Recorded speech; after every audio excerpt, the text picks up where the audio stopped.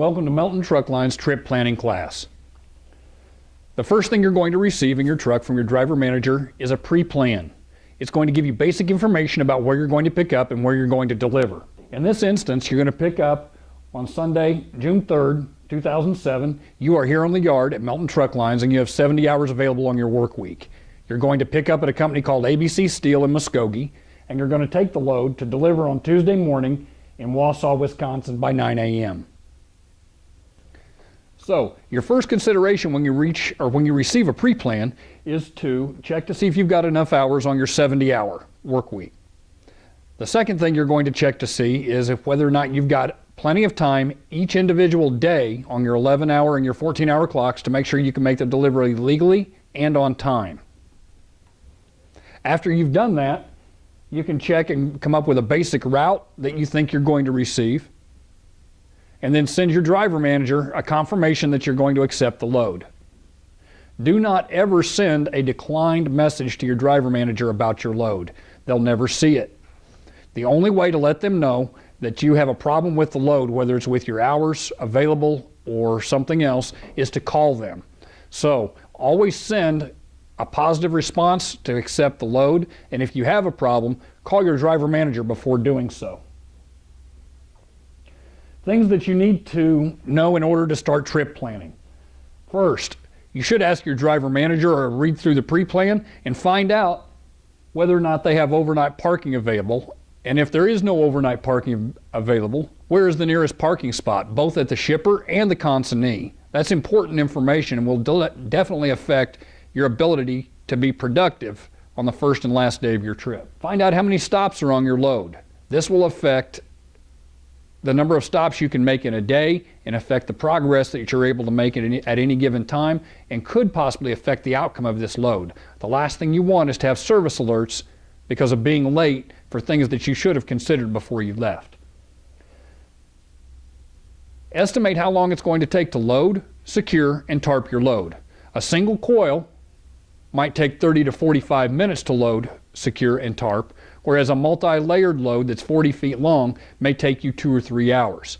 Either one of those things can definitely affect the outcome of your run. The idea is to be more productive by accurately determining how long it's going to take you to accomplish these tasks. What is the weather forecast to be along your route? Don't plan to average 60 miles an hour when it's raining or snowing or you're doing the majority of your driving in the darkness. Okay? The current road conditions should also be taken into consideration, especially during the winter time. Ice and snow will slow you down. What is the terrain going to be along your route? You might be able to average 60 miles an hour across the plains, but you're not going to average 60 miles an hour in hilly or mountainous terrain. So, when should you leave to pick up that load? If your pickup is on a Monday morning at 7 o'clock and you have to drive 60 miles to get there, don't wait until the last second to leave to pick up your load. A breakdown, a blown tire, traffic delays, weather delays, any of that can definitely affect your ability to get to the pickup on time. The other problem is you may not be first in line to load that load, which is going to affect your productivity and the number of runs that you can get for the rest of the week. Your goal should be to get there on time, and even better, early. If it were my load, I would be leaving on Sunday night for Muskogee and finding the nearest legal place to park my truck so I can be at their front gate as early as possible before they even open on Monday morning. My goal is to be number one in line to get loaded so that I can start my work week off with every opportunity to make the most miles and have the greatest number of trips that I can.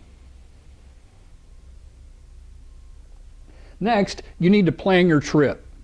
For this example, let's say that A, you're going to get a routing from the computer on your Qualcomm to follow Highway 6451 to Muskogee, and then Highway 69 north, I-44 east to Joplin, Highway 71 north out of Joplin to Kansas City, and then you're going to join I-35 north up to Minneapolis and then I-94 east into Wausau.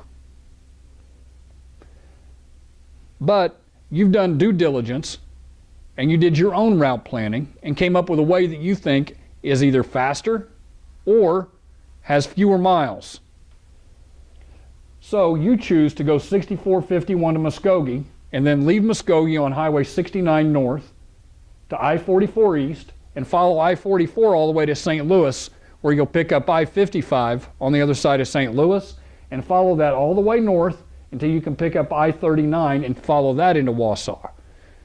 If this were my load, that would be my choice. It's about 25 miles shorter, and since you're on interstate the whole way, odds are it's going to be much faster than taking what the computer has planned for you. If we can limit our out of route, we can save money for the company, and it pays bigger dividends for you on your fuel mileage. Consider where the best places to stop and do load checks and tire checks are. It doesn't have to be exactly at 3 hours and 150 miles, but as close as possible, and you do whichever comes first. Pick a place that's safe. Where are you going to stop for the night? You should consider this every time that you're going to be starting your day.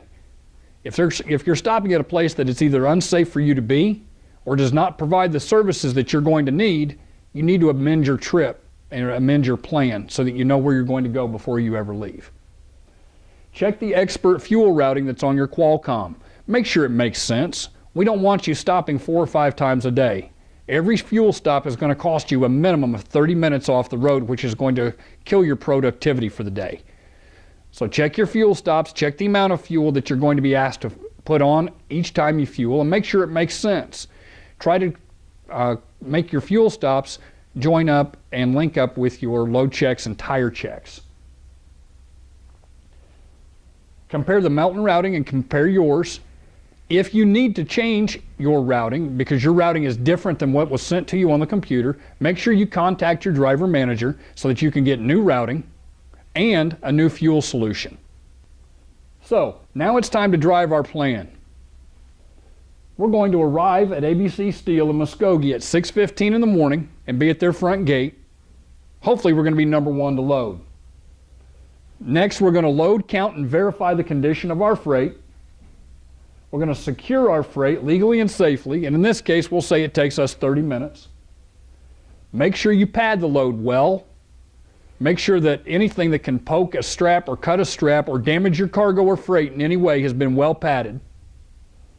And in this case, we can be rolling out the gate around 8:15. So we're going to drive to Adair, Oklahoma. That's approximately 52 miles away. It's going to take us a little over an hour to get there. And we can do our first load check, tire check there. Then we can drive to Marshfield, Missouri and do another load check, tire check. It's about 158 miles, 2.5 hours down the road. We get there about 11 o'clock in the morning, give or take, depending on the speed that we can average. And we can find definitely a truck stop or a rest area, a safe place to safely and legally park and stop to do load checks and tire checks. Next for that day, we're going to drive to Union, Missouri. It's 147 miles away, do another load check, tire check, and by this time it's 1:30 in the afternoon. We're going to drive to Williamsville, Illinois next, which is 166 miles down the road. It's a little bit further than the 3 hours and 150 miles, but in that part of the country and on that interstate, there's nowhere to stop to do a load check, tire check. So we'll go to Williamsville, and we're going to fuel our truck at the end of the day at 1700 hours. So we've completed the first day of our trip. At that point, we're going to take a 10-hour break. We don't want to take 12, 14, 16-hour breaks unless it's absolutely necessary. That kills your productivity. It puts you down at the bottom of the ready board for the next loads that are available after you empty out. We want to make sure that we get to our consignee in as much time as possible to get the freight there so we can get back on the board. We're going to take a 10-hour break in Williamsville. We'll spend about 45 minutes eating dinner, half an hour showering, and then we have a full 8 hours that we can sleep before we have to get on the road again. So let's wake up at 2 o'clock in the morning. We're going to eat breakfast. That'll take about 45 minutes. And let's get on the road by 3 a.m. Our first load check, tire check for the day is going to be in Rochelle, Illinois, which is going to be about 150 miles down the road. It should take us about 2.5 hours to get there. After that, we're going to drive to Coloma, Wisconsin, and do another load check, tire check. You'll notice this one's at 158 miles. We want to get as close to that 3 hours and 158 miles as we possibly can. Our last leg of our trip is going to be a simple 71 mile, 2 hour drive from Coloma to Wausau, and we can get there at 10 a.m. So let's review very quickly what we need to consider when we're planning our trip and what we're going to do in order to make sure we can get our freight picked up and delivered at the earliest possible time.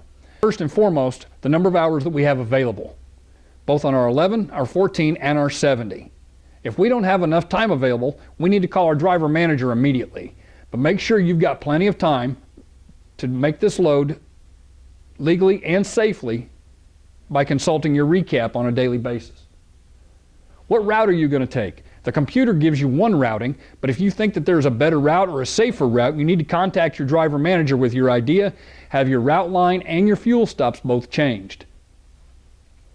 What is the terrain like? If you're going across the Midwest, odds are you can average higher speeds than if you have to drive through mountainous or hilly terrain. What's the traffic going to be like? Are you going to be going through a lot of major cities, or can you go around them? Can you plan your trips so that you go through these major cities at off hours as opposed to during rush hour traffic? That's need to know information will definitely affect your average speed. Weather is another consideration. You as a driver need to make sure you know the forecast for the route that you're going to be taking on each day. Ice and snow will slow you down. Darkness, rain, heavy thunderstorms or showers, possible tornadoes, all of these things need to be taken into consideration each day and maybe multiple times a day to make sure that you can drive as safely as possible and maintain your best average speed. Where are you going to park, both for load checks and tire checks and to finish each day of your trip? We need to know where we're going to be and where we can park safely and legally. Most of that information can be found in the Rand McNally Atlas or the Truck Stop Guide. Do the appointment times that you've been given make sense? If you can't make any appointment, whether it's pickup, a stop off, or a final delivery on time that you've been given by your driver manager, the minute you determine that, you need to call your driver manager and let them know. How many stops do you have on the route? The number of stops will affect the number of miles you can make on any given day.